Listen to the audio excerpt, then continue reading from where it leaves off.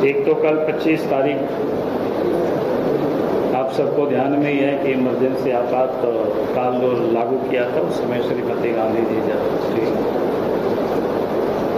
तो आज हम सब लोग देखते हैं कि जिस प्रकार से देश के अपोजिशन के जो लीडर है वो संविधान की कॉपी लेकर के घूमते रहते हैं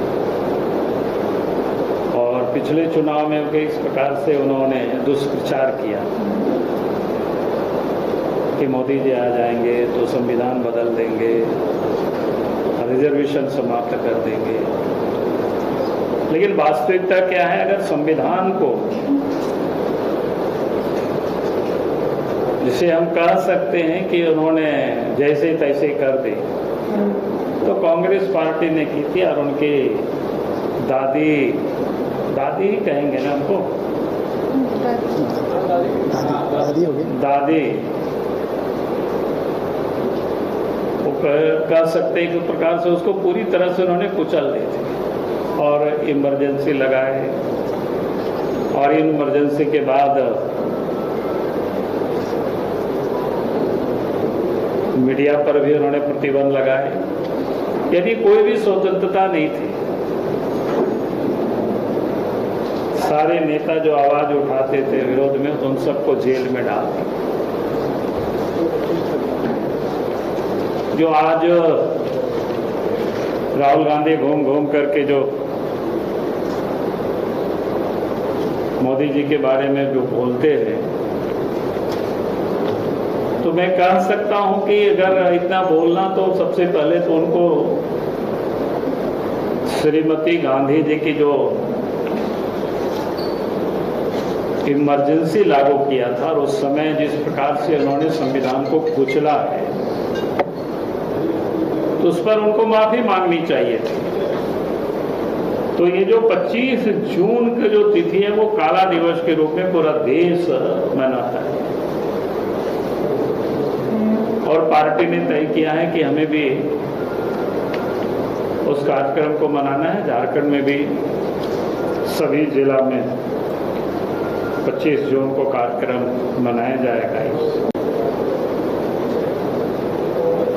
फिर आप सबको ध्यान में है, उसके लिए भी काफ़ी टीम बनी है जो हमारे कार्यकर्ता इस काम को देख रहे हैं। मैं उन नामों को यहाँ नहीं चाह रहा हूँ, बाद में आप सब लोग लेना चाहेंगे नाम भी तो आप तो अशोक जी से प्राप्त कर लेंगे। दूसरा जो है कि प्रधानमंत्री जी की मन की बात, चुनाव के पूर्व उसको स्थगित कर दिया गया था क्योंकि बीच में झारखंड में चुनाव था।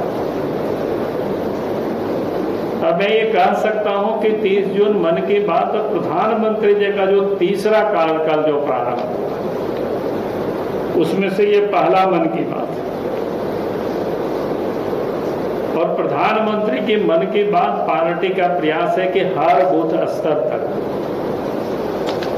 हम इसको ले जाएं। तो 30 तारीख को मन की बात है, 30 जून को, और साथ ही उस दिन 30 जून हूल दिवस भी है, जो कि सबको पता है 1855-56 में सिद्धू कान्हू, चांद भैरव, फूलो झानो के नेतृत्व में अंग्रेजों के विरोध में जो हूल हुआ था, हर उस हूल में हजारों लोग शहीद हुए थे।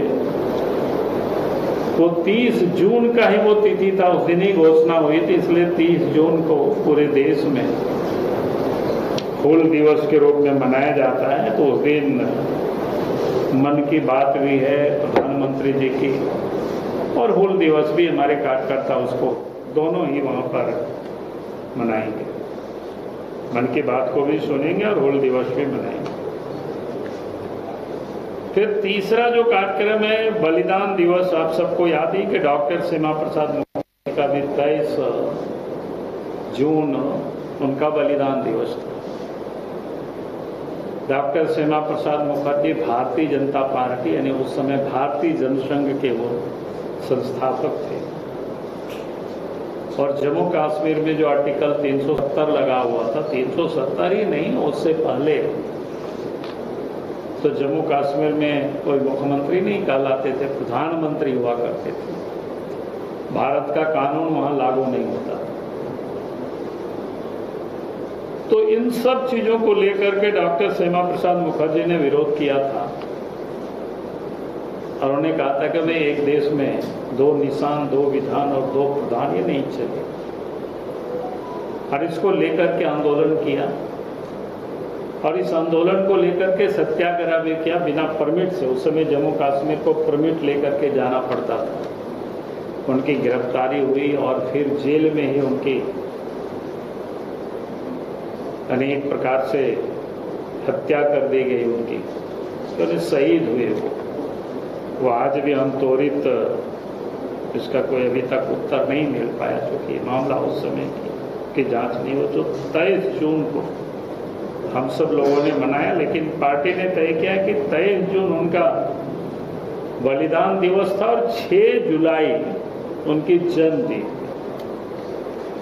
तो 23 से 6 जुलाई के बीच पार्टी ने तय किया है कि भाई हम हर इकाई पर जनता को भी प्रेरित करें, पार्टी के कार्यकर्ता को भी प्रेरित करें। मैं आप सब लोगों से भी कहूँगा, देश के प्रधानमंत्री नरेंद्र मोदी जी ने 5 जून जो पर्यावरण दिवस है उस दिन एक पेड़ को लगाया और उन्होंने देश के आह्वान किया था देशवासियों से, वे हर देशवासियों को एक पेड़ माँ के नाम जरूर लगाना चाहिए।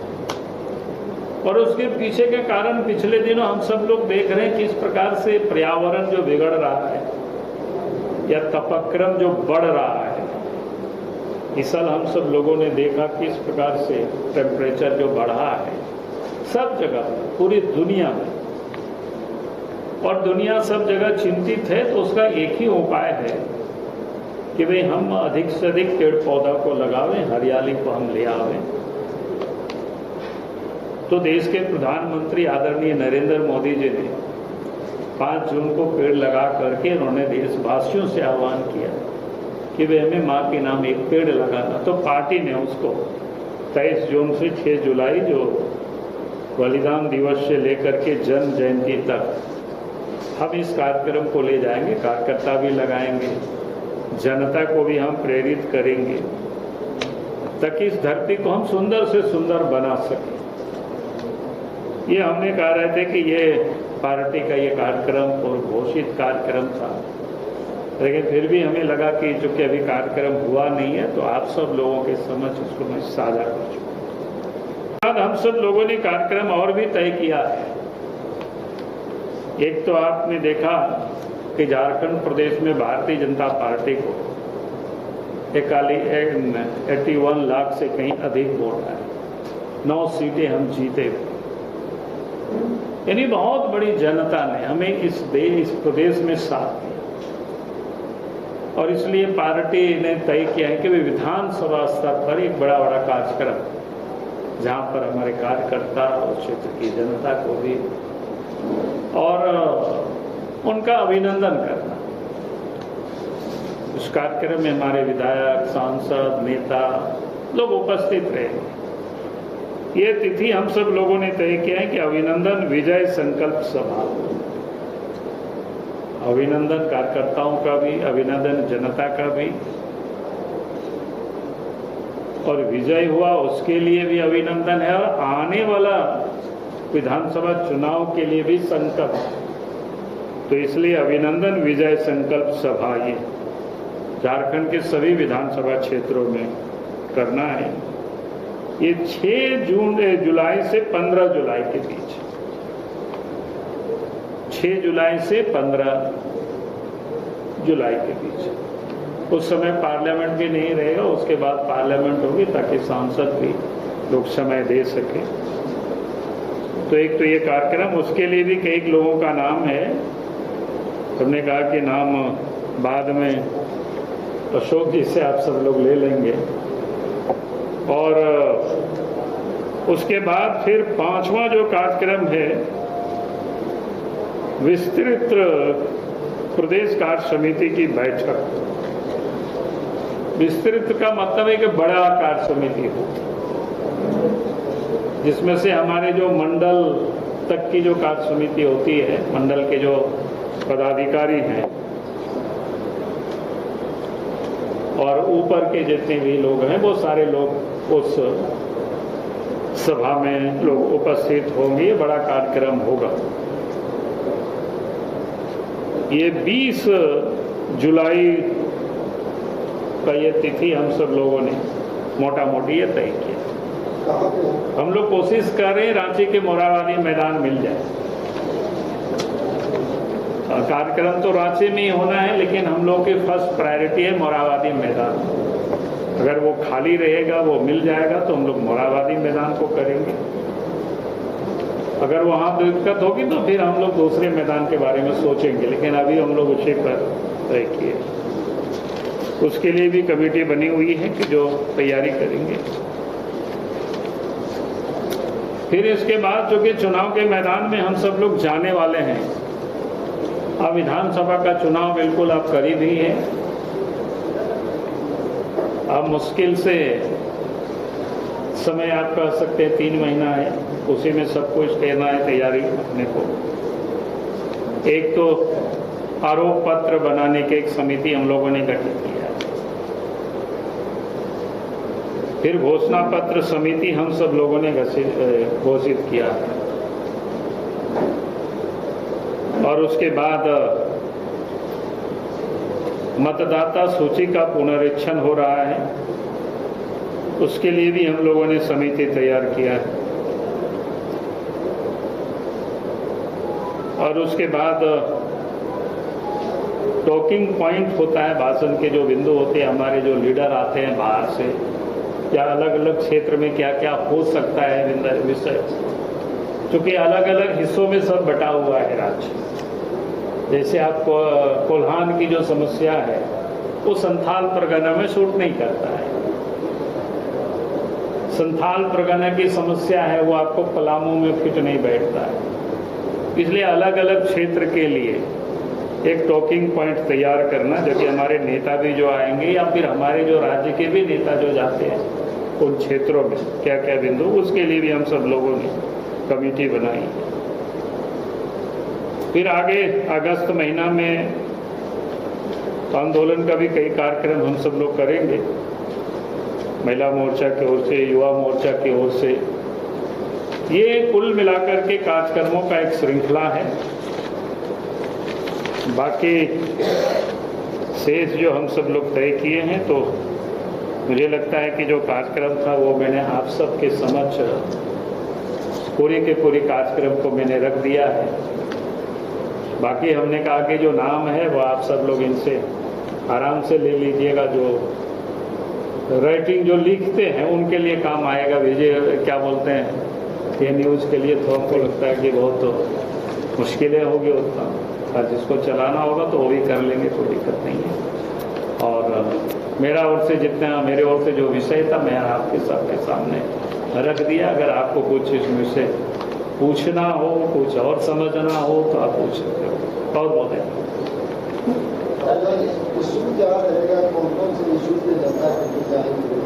तो वही सब तो हम बताए अभी ना, ये सब चीज़ें तो बताया आपको। टॉकिंग पॉइंट जब मैंने कहा कि तो ये सारे तो इशू ही है, घोषणा पत्र होगा तो भी इशू ही होंगे। उसमें तो वही होगा ना कि हमारा कोशिश हमारा होगी कि बूथ स्तर से हम लोगों की हम राय लें कि भारतीय जनता पार्टी से हमारे जनता राज्य की क्या अपेक्षा करती, क्या चाहती है। तो बूथ स्तर से जनता की हम राय ले करके हम एक घोषणा पत्र तैयार करेंगे, तो वो हमारे लिए बिंदु हो जाएगा। क्योंकि हम जितना बेहतर से बेहतर झारखंड के वो हम दे सके, ये हम कोशिश करेंगे।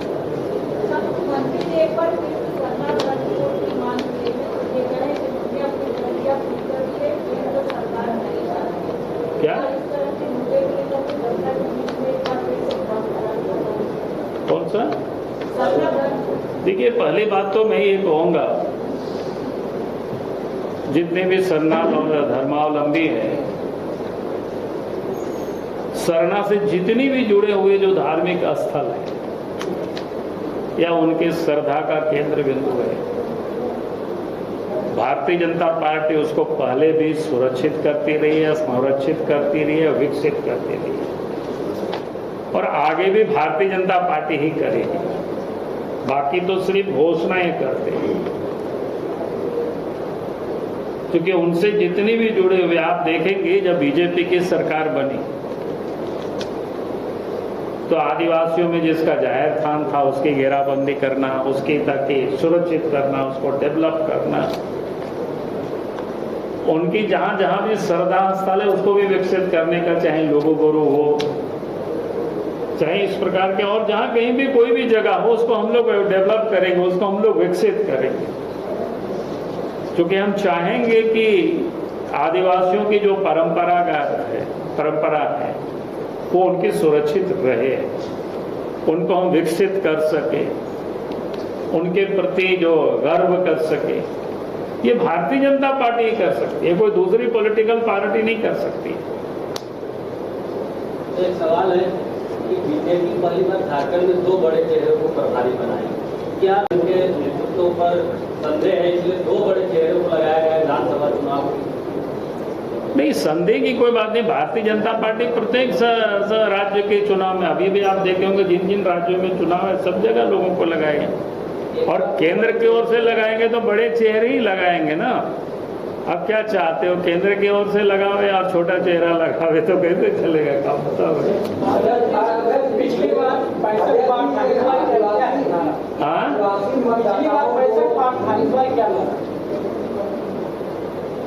क्या बोले? पिछली बार लोकसभा चुनाव में 65 पार का नारा दिया गया था, इस बार कितना करना है? अरे पिछले बार लोकसभा में कहाँ दिया गया था?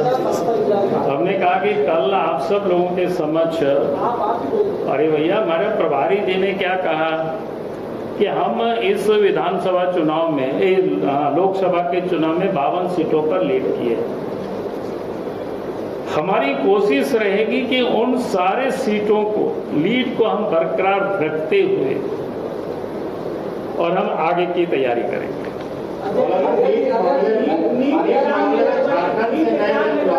अरे यार एक एक करके बोलोगे ना।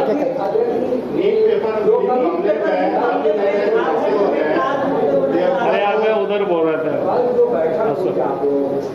और आदिवासी मतदाताओं को जो चिंता आपको क्या किया गया? नहीं, हमको क्या, पार्टी के जो बोल रहे हैं तो यही तो कार्यक्रम है, ये टास्क क्या होता है जी। अब तो हमारा 90 दिनों का जो मेरे पास समय है, 90 दिन के लिए आपके यहाँ करीब करीब मैंने योजना को रख ही दिया है, बता दिया है कि ये कर रहे हैं। उसके बाद कुछ कार्यक्रमों को आगे बताएंगे।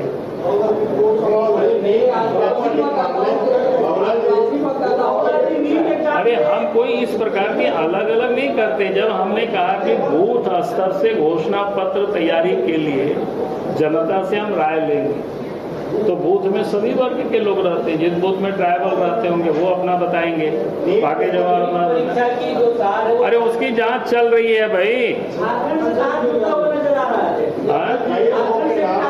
हमने कहा कि मंत्री जी ने बार बार कहा कि किसी के स्तर पर गड़बड़ी हुई है, किसी को छोड़ा नहीं जाएगा, जांच होगी, जांच चल भी रही है, कार्रवाई भी होगी, क्योंकि लाखों बच्चों का सवाल है, बच्चों को न्याय भी मिलेगा। ये बार बार हमारे देश के जो शिक्षा मंत्री हैं वो बोल रहे हैं, इसके बाद हमसे पूछ रहे वही। लोकसभा चुनाव की तरह क्या विधानसभा चुनाव में भी प्रशासन की घोषणा पहले की जाएगी? पहला सवाल। अब दूसरा सवाल इसी का सूरज है कि क्या जो लोकसभा चुनाव में हार चुके हैं उन पर पार्टी दांव लगाएगी? क्या सीटें हैं? पहला सवाल ये है कि लोकसभा चुनाव की तरह पार्टी प्रत्याशियों की घोषणा पहले की जाएगी, और जो लोकसभा चुनाव में प्रत्याशी हार चुके हैं विधानसभा चुनाव में उन पर दांव लगाएगी पार्टी? देखिए मैं कह रहा हूँ कि जो किनको चुनाव लड़ाती है और कब घोषणा करेगी, केंद्रीय चुनाव समिति के अधिकार क्षेत्र में।